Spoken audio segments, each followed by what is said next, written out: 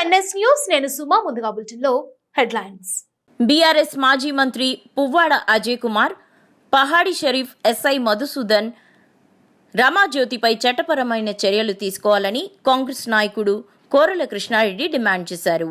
Hyderabad Basheerbagh press క్లబ్లో media సమావేశంలో మాట్లాడుతూ మహేశ్వరం ఏరియాలలో భూదందాలు చేస్తూ అడ్డొచ్చిన వారిపై భౌతిక దాడులు చేస్తున్నారని, వారు పంపిన కిరాయి గుండాలు తనపై, బంధువులపై కత్తులతో దాడి చేసి హత్యాయత్నానికి పాల్పడ్డారని వారిపై చర్యలు తీసుకోవాలని కోరారు.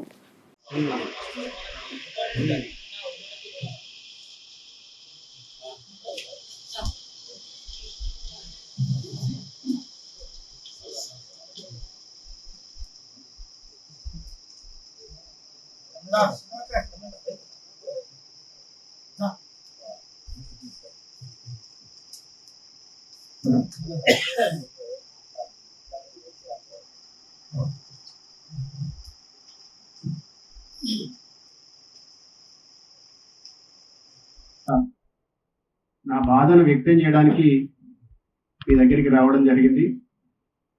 దయచేసి నా బాధను సమాజానికి, ఈ ప్రభుత్వానికి తెలిసేలాగా మీరు ఈ ప్రసార సాధనాల ద్వారా తెలియడానికి సహకరించాల్సిందిగా కోరుకుంటున్నాను. నా పేరు కోరల్ల కృష్ణారెడ్డి. నేను నివాసం ఉండేది కోకాపేట్. నాకు మహేశ్వరం మండలంలో కొన్ని వ్యవసాయ భూములు ఉన్నాయి. అక్కడనే నేను కొంత భూములు కొనుగోలు, అమ్మకాలు కూడా చేయడం జరుగుతుంది గత 20 సంవత్సరాల నుంచి. అయితే అక్కడ నాకు జరిగిన ఒక సంఘటన, ఖమ్మం జిల్లాకు చెందిన బిలీవ్ హాస్పిటల్ ఎండి రమాజ్యోతి అని దాని ఎండి అంట, ఒక 30 మంది వేట కొడవళ్ళు, కత్తులు, అన్ని మారణాయుధాలతోటి వచ్చి నాపై దాడి చేయడం జరిగింది. అదృష్టవశాత్తున నా పిల్లల అదృష్టమో నా అదృష్టమో బ్రతికి బయటపడ్డా. అది చూస్తుంటే ఆ ఆయుధాలు వాళ్ళు తెచ్చిన అవన్నీ కార్లలో మా పిల్లలు ఈ ఫోటోలు కూడా తీయడం జరిగింది. అది చూస్తుంటే నా ఒళ్ళు జలధరించిపోయింది. అసలు మరొక రీబర్త్, మరొక జన్మ నాకు వచ్చింది. ఈ రోజు నుంచి నాకు కొత్త జన్మ స్టార్ట్ అయింది. నాకు ద్రోహం చేయడమే కాకుండా అన్నిటిని భరించుకుంటా గత కొంతకాలం నుంచి బీఆర్ఎస్ నాయకులు వాళ్ళందరి అండదండలతోటి ఇవి జరిగినాయి, నాకు జరిగిన అన్యాయాలు. నిన్నటిది మాత్రం ప్రాణానికి ముప్పు జరిగే కార్యక్రమం జరిగింది. పహాడీ షరీఫ్ పోలీస్ స్టేషన్ పరిధిలో మంకాల్ రెవెన్యూలో 757, 758, 759 ఈ సర్వే నెంబర్లలో నాకు 1 ఎకరా 21 గుంట భూమి ఉంది. అట్టి భూమిని పక్కనే ఉన్న ల్యాండ్ ఓనర్ కూడా కాదు, ఆమె వాళ్ళ బంధువు అంట, రమాజ్యోతి అని బిలీఫ్ హోటల్ ఎండి వచ్చి నా భూమిలోకి ఎంక్రోచ్ అయ్యి అక్కడ ప్రీకాస్ట్ వాల్ పెట్టుకుంటే నేను పహాడీ షరీఫ్ పోలీస్ స్టేషన్లో కంప్లైంట్ చేసిన, డైల్ 100 కూడా డైల్ చేసిన, మొన్న చేసిన, నిన్న చేసిన. పోలీసులు ప్రవర్తించిన తీరు, పై అధికారులు చాలా నీతిగా నిజాయితీగా ఉన్నారు. కింది స్థాయిలో ఒక ఎస్ఐ వాళ్లకు వత్తాసు వలుపుతూ నన్ను ఇబ్బందుల పాలు చేసింది. ఆయన పేరు పహాడీ షరీఫ్ ఎస్ఐ మధుసూదన్.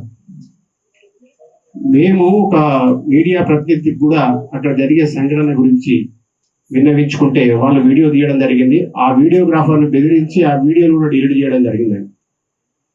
అదే వాళ్ళు తీసుకున్న వీడియోలనేమో మాకు చూపుకుంటూ మమ్మలను భయభ్రాంతులకు గురి చేస్తున్నాడు ఆయన. నేను తీసిన వీడియో మా తరఫున అనుకోండి, తీసిన వీడియోను ఆయన డిలీట్ చేశాడు.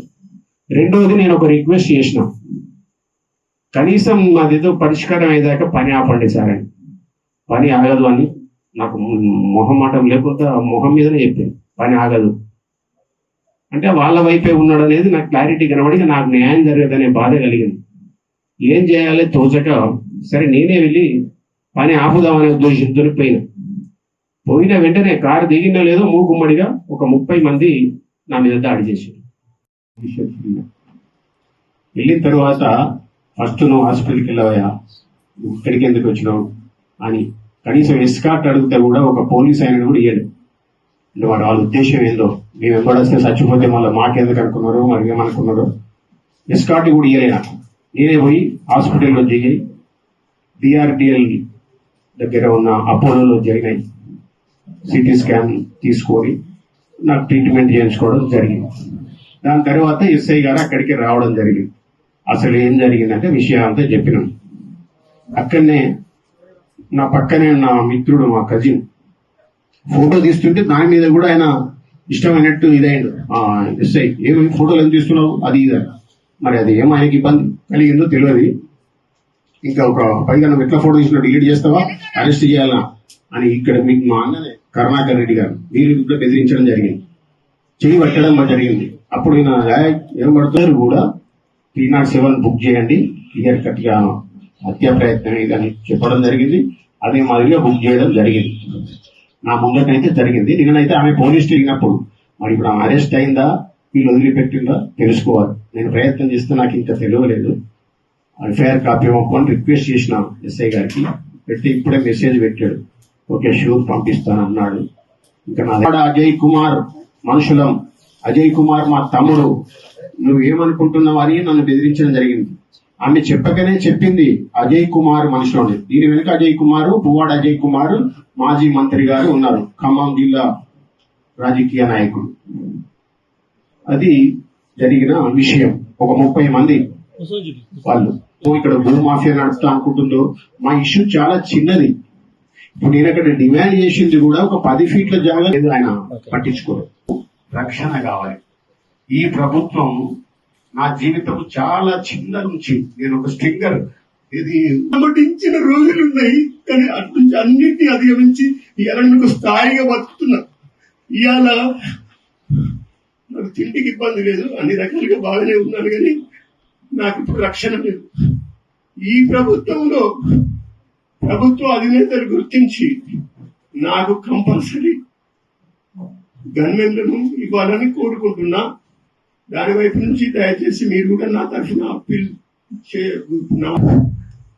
ఇంక ఇది కాకుండా ఈ ధరని నీ అడ్డం పెట్టుకొని ఈ టిఆర్ఎస్ నాయకులే చెల్లెల లక్ష్మయ్య అని అక్కడ మన మున్సిపల్ అధ్యక్షుడు, తుక్కుకూర మున్సిపాలిటీ బీఆర్ఎస్ అధ్యక్షుడు జల్లెల లక్ష్మయ్య దగ్గర కూడా నేను ఒక భూమి కొంటే నాకు అమ్మిన భూమిని రిజిస్ట్రేషన్ చేసే రోజు బాగా సతాయించి అదనంగా 80 లక్షల రూపాయలు తీసుకొని ఖర్చుల నిమిత్తం ఇంకో 10 లక్షలు తీసుకొని నాకు రిజిస్ట్రేషన్ చేసిన ల్యాండ్ అమ్మాడు. ఈ